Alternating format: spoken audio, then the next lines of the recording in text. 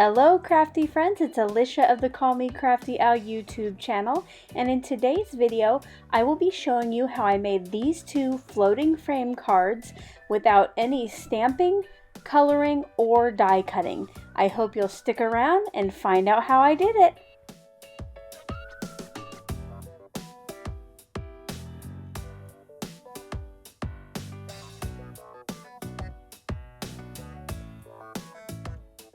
So a couple weeks ago here on my channel, I shared these two cards that I made as alternatives for the latest Paper Pumpkin kit, the May 2019 kit. Ever since I saw Jennifer McGuire do this technique, which you might know it as the floating frame or the press and seal technique, I wanted to try it.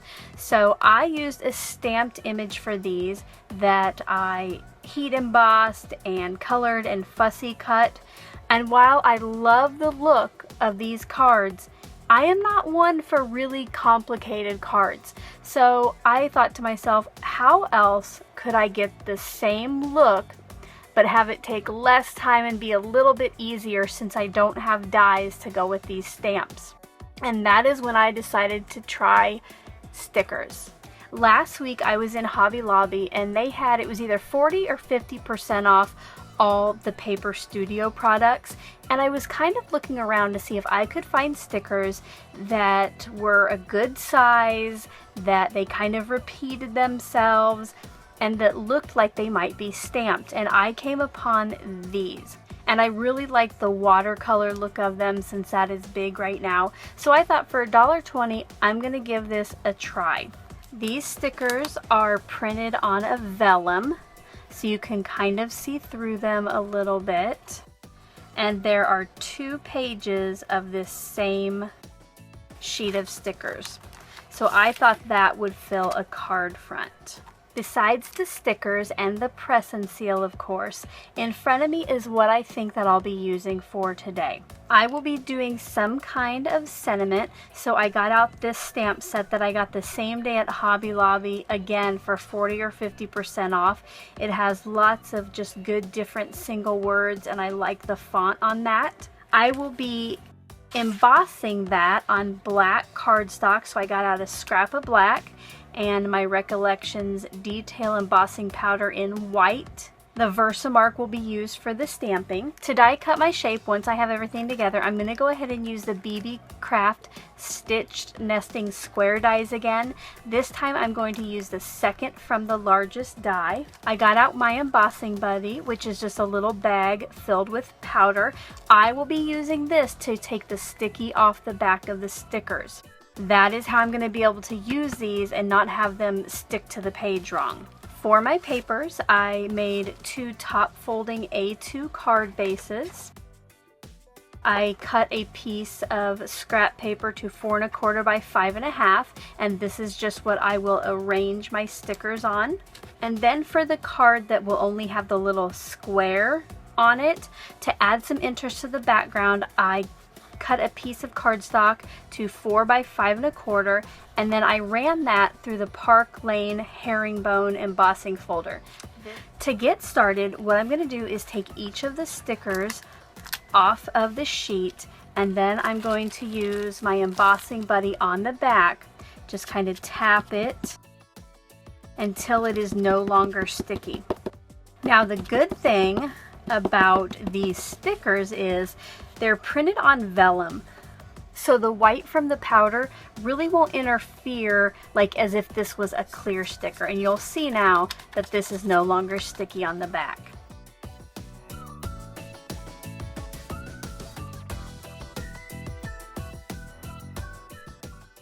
I've noticed as I go along, I end up with a lot of powder on my work surface. So what I have done for some of these is just peel the sticker off and then lightly kind of pick that up off my work surface until everything's covered and there's no more sticky on there. That just helps me from having to clean it up later and saves some powder.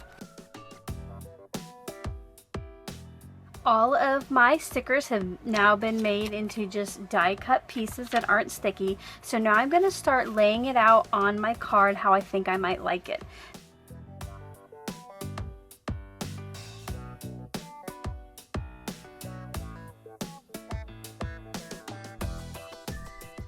I'm going to save these little leaves for later in case I might need to fill in some spots or maybe just add an accent. But for now, I'm going to leave this as the layout. So off camera, I'm going to get myself a piece of press and seal that will cover this. I'll be right back.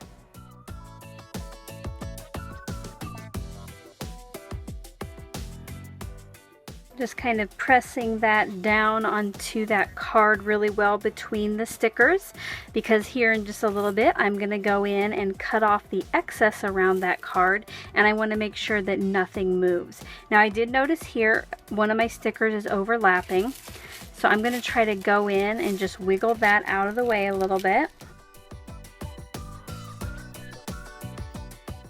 And the next step is to carefully peel this back.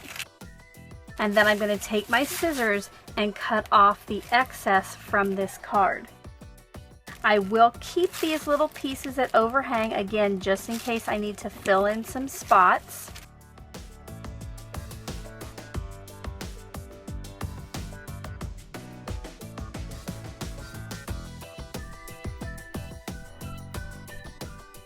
I'm just trying to figure out where I want my square cut from. I do want to leave it toward the top part of the card, and I like this better. There's going to be more in my frame versus turning it around like this. I have a lot of white space there.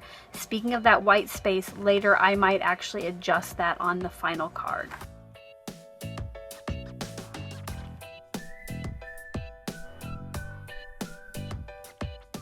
The first card that I'm going to make will be the larger one, where I will use the outside. So I'm just carefully going to peel the press and seal back from the white cardstock piece.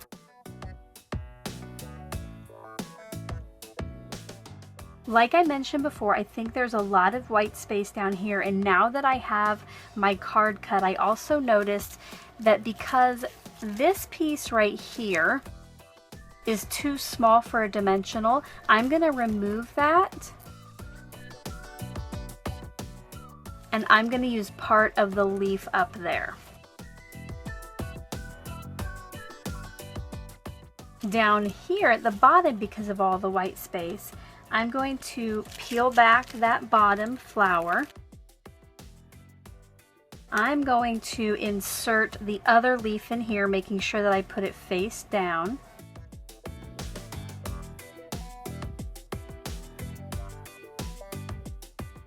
And then I will place this back down here.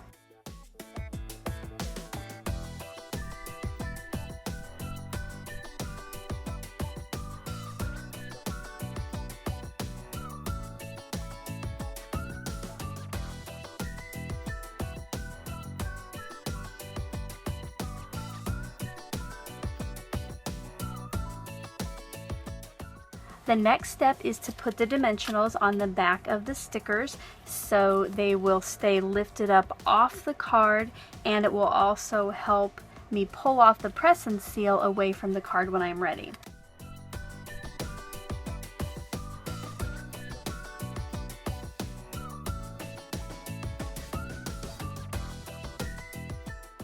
I have all of the dimensionals on there where I want them. So what I'm going to do first is prepare the card for the little square one.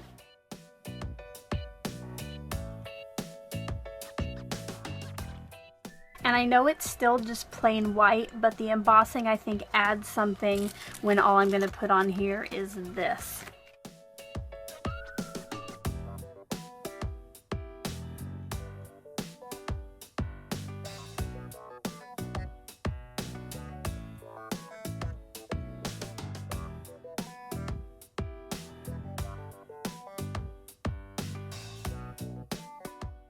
I really like the way the flowers look on that embossed background.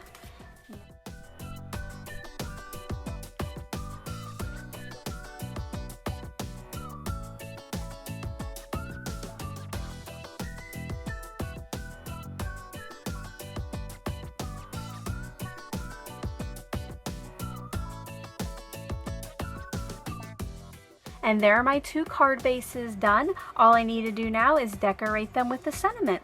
Because many of you probably already know how to stamp an image and heat emboss it, I did go ahead and finish the decorating off camera. On the card that had just the square in the middle, I stamped the word thankful on a strip of black cardstock, heat embossed it, and then I used my Stampin' Up! Triple banner punch to put the fishtail in each end.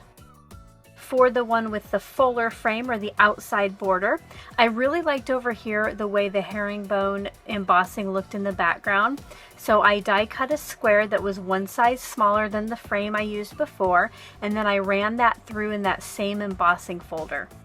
After I stamped and heat embossed the hello for this one, I decided that my black piece of cardstock was too big and chunky for this card, so then I just fussy cut around the hello so it stood out from the background.